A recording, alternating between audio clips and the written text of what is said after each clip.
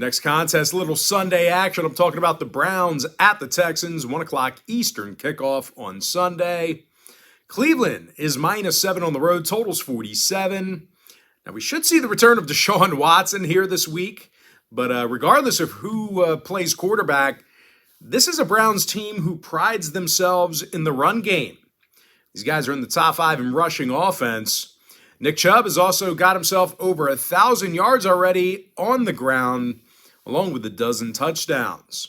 And as bad as this Cleveland defense has been, they're allowing under 185 passing yards a game on the road. They're facing a Houston offense who's little threat throwing the football themselves. They're currently in the bottom 3 in passing yards per game at home. And even worse than that, the Texans are dead last in the league in offensive yards per play in front of their own fans. Now, injury-wise, Stingley's questionable. Deculus is still out. Meanwhile, for Cleveland, Greg Newsome is questionable for them. When it comes to the total, Cleveland 73% to the over for the entire season. Meanwhile, Houston saw overs recently against the likes of the Eagles, Raiders, and Chargers. I'm going to lean toward Cleveland, -7, over 47. Next ball game, Broncos, Ravens, 1 o'clock East. Baltimore's -8.5, totals 38 and a hook. And as bad as the Broncos are, well, it does feel like the locker room's in shambles in Baltimore as well. Lamar sending out that very scathing, curse-filled tweet, which he immediately took down. But Baltimore failed to cover in 7 out of their last 10 games, and they've yet to cover a point spread at home this year. The Ravens are having a real problem slowing down the pass. Their secondary's in the bottom 5 in slowing down the pass at home. They're facing a Denver squad who really isn't all that special themselves, but having said that, they did cover this year against the likes of Jacksonville, the Chargers, and San Francisco. This Denver defense has also been real tough to move the ball against.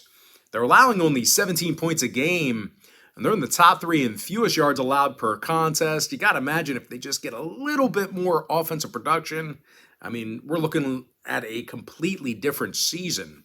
Alex Singleton, he has a team-best 90 tackles for Denver, along with 5 TFLs. And no real surprise here, guys, this Bronco D is in the top 3 in fewest yards allowed per play while traveling.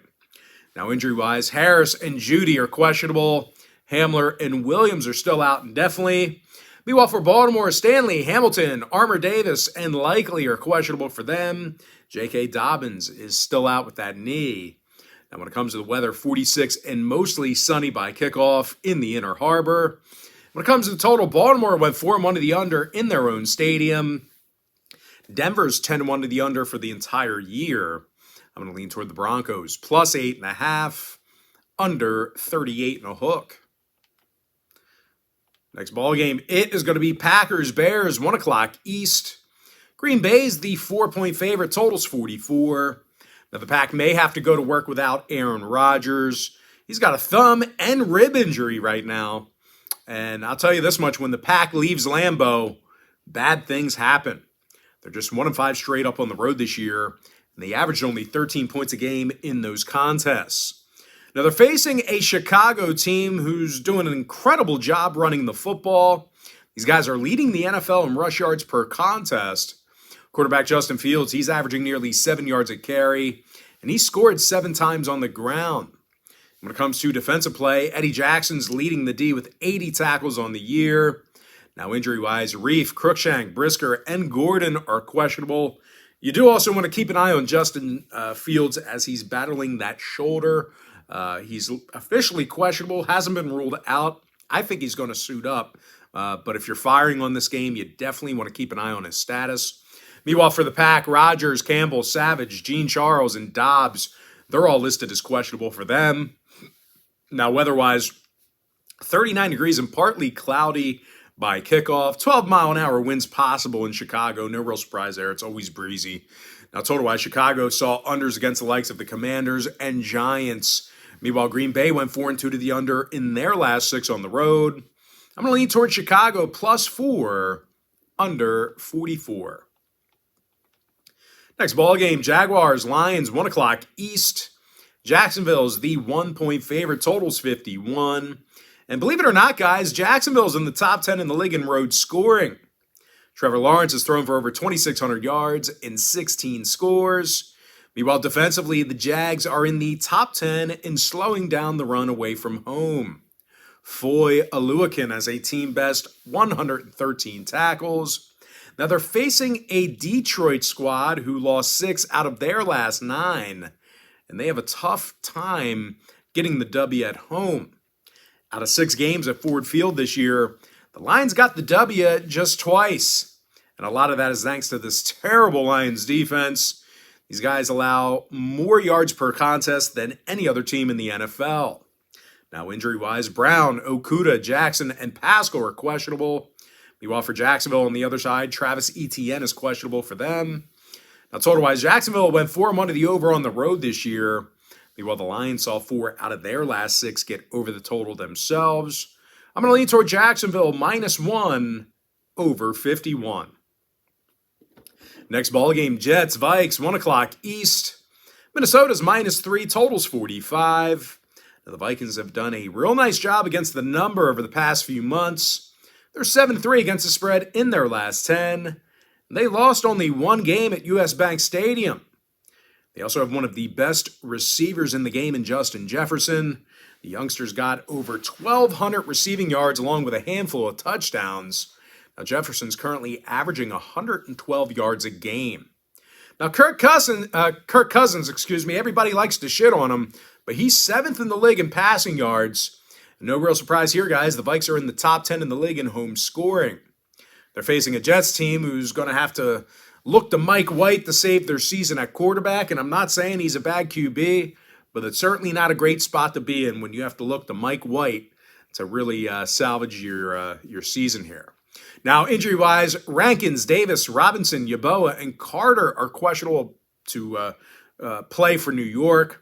Meanwhile, as a team, the Jets lost 2 out of their last 4, with both of those losses coming against New England. Now, injury-wise, once again, Rankins, Davis, Robinson, Yeboah, Carter, they're all questionable for the Jets. Meanwhile, for the Vikes, Tomlinson, Darisaw, Booth, and Evans are questionable for them. When it comes to the total, Minnesota went 6-3 to the over in their last 9. They also saw 4 out of 6 contests in their own building get over the total. Meanwhile, the Jets, they saw overs against the likes of the Bears, Pittsburgh, and Cleveland.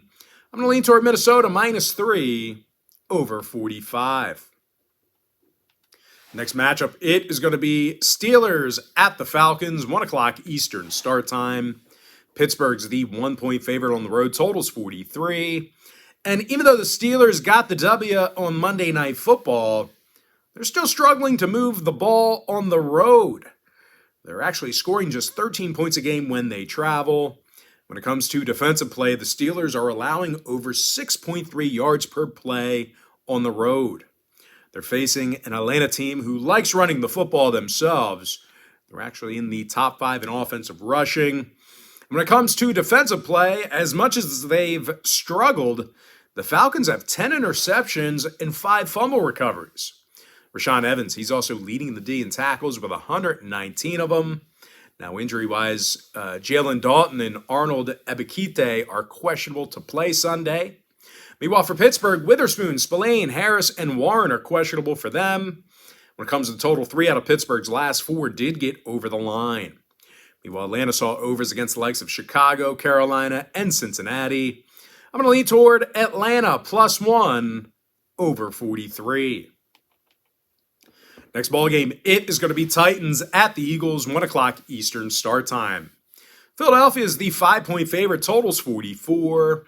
Now, the Birds are 5-1 straight up at the link this year, and they failed to cover only 1 time during that span.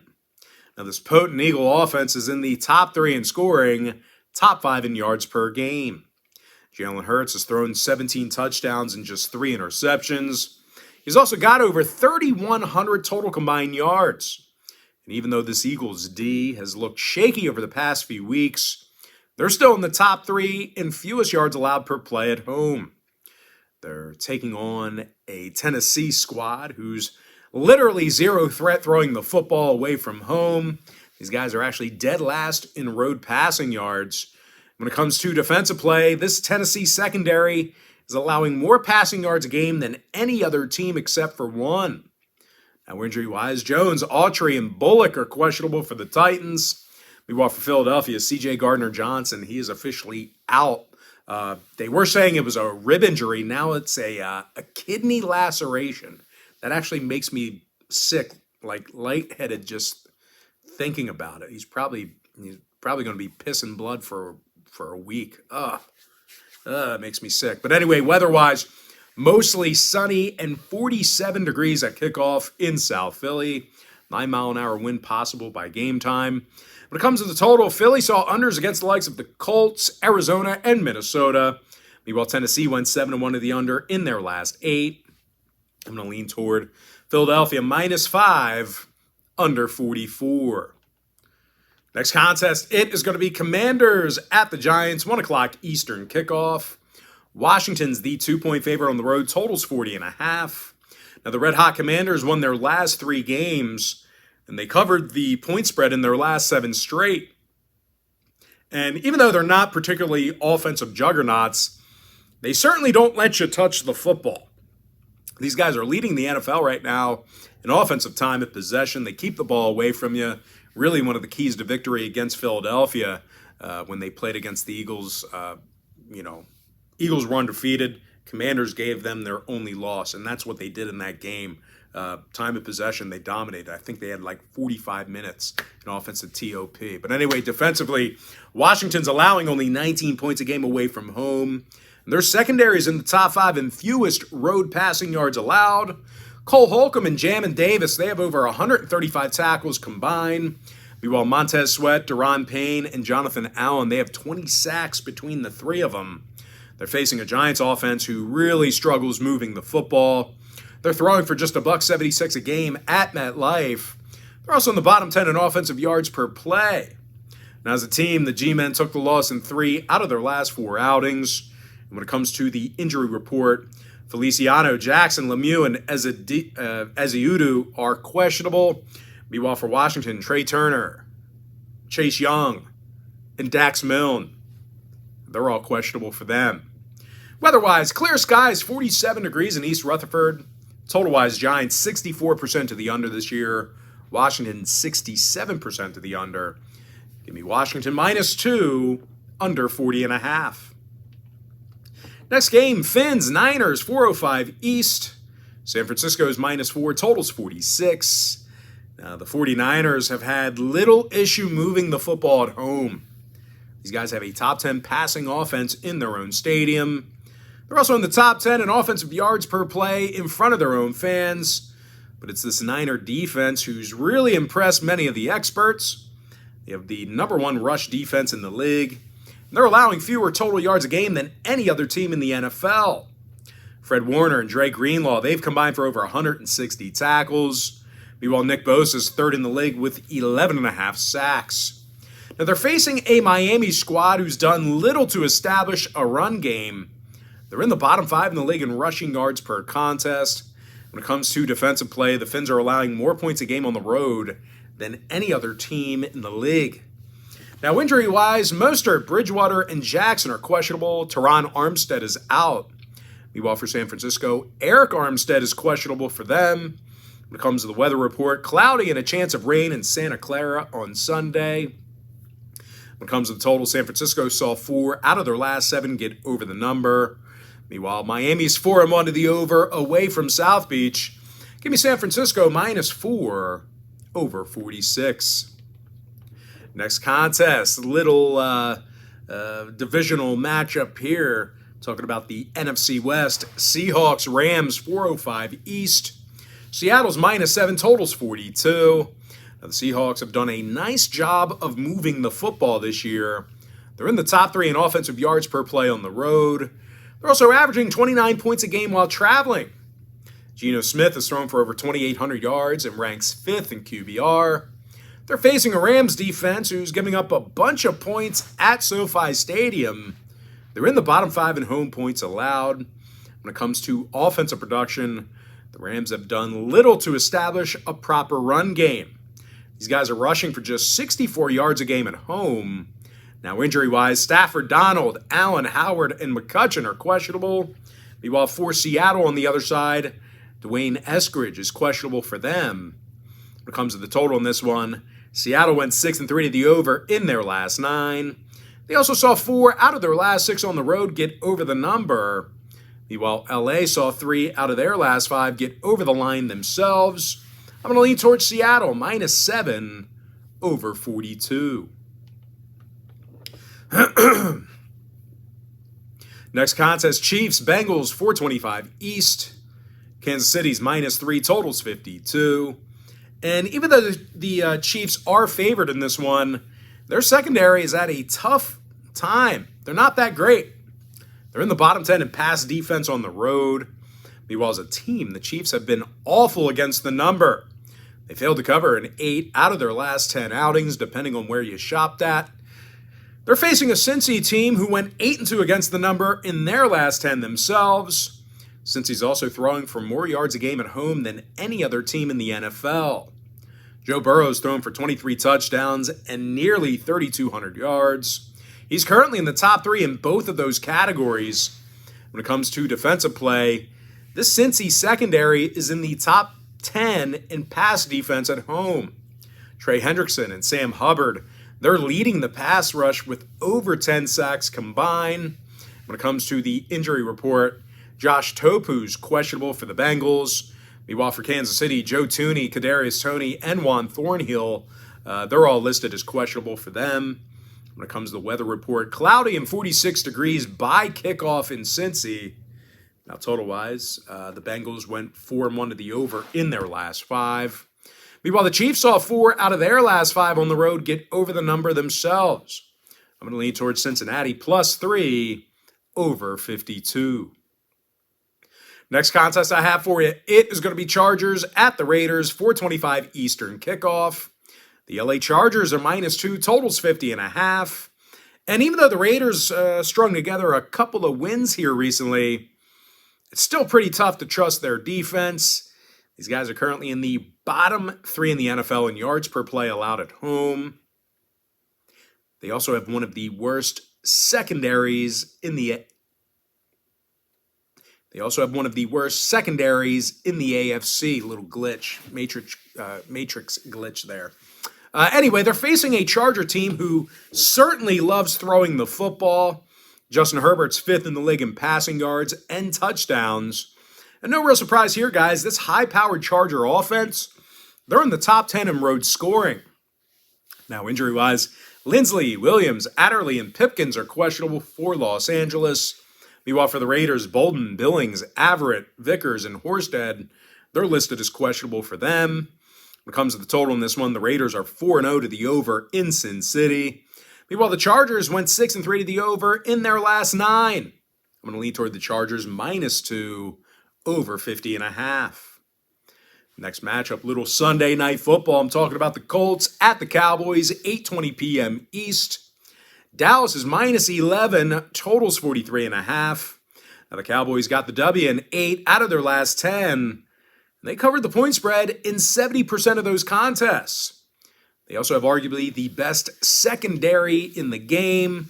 These guys currently have the #1 pass defense in the NFL. Micah Parsons has been putting on the pressure on the quarterback. He's 2nd in the league in sacks with 12. Meanwhile, Leighton Vander Esch and Donovan Wilson, they have nearly 150 tackles combined.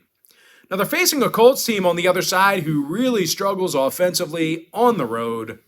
These guys are scoring only 11 points a game while traveling. And no real surprise here, guys. Indianapolis is currently in the bottom 3 in offensive yards per play on the road. Now, injury-wise, Pay and Granson are questionable for Indy. Meanwhile, for Dallas, Hankins, Barr, and Basham are questionable for them. When it comes to the total, Dallas is 4-2 to the under at Jerry World. Meanwhile, Indy went 5-1 to the under on the road. Give me Dallas -11, under 43.5. And with that, guys, we're going to jump into our next and final video. Next game, Saints, Bucks, 8:15 Monday night. Tampa Bay is -3, totals 40. And even though the Bucks are having a down year, it ain't for a lack of throwing the football. Tom Brady's 4th in the league in passing yards right now. And he's thrown only 2 interceptions, which is a league low. Now, defensively, the Bucs are allowing only 18 points per contest. They're facing a Saints team who's scoring just 20 points per contest themselves, and they have a tough time running the football. They're currently in the bottom 5 in the league in road rushing. Meanwhile, as a team, the Saints took the loss in 7 out of their last 10. Now, injury-wise, Williams, Lattimore, Gray, and Werner, they're all listed as questionable for New Orleans. Meanwhile, for Tampa Bay, Fournette, Gage, and Wirfs are questionable. I can't believe Wirfs is questionable. That injury was bad. I can't imagine he's going to play anytime soon. Now, weather-wise, clear and comfortable in South Florida by kickoff. Should be 73 degrees and almost 0 wind by game time. When it comes to the total, Tampa Bay went 80% to the under in their last 10. Meanwhile, New Orleans went 4-1 to the under in their last 5. I'm leaning toward Tampa Bay -3, under 40. And with that, guys, now it's time for our quick pick recap. I like New England +5, under 43.5. Cleveland -7, over 47. Denver +8.5, under 38 and a hook. Chicago +4, under 44. And if you want to see which one of these free picks on this video that I'm actually betting on personally, there's only one way to do that, and that's to sign up for my NFL tier package bets on my website. Give me Jacksonville -1, over 51. Minnesota -3, over 45. Atlanta +1, over 43. Philadelphia -5, under 44. Washington -2, under 40.5. San Francisco -4, over 46. Seattle -7, over 42. Cincinnati +3, over 52. LA Chargers -2, over 50.5. Dallas -11, under 43 and a hook. And with my next and final free pick for the video, I'm going to lean toward Tampa Bay -3, under 40.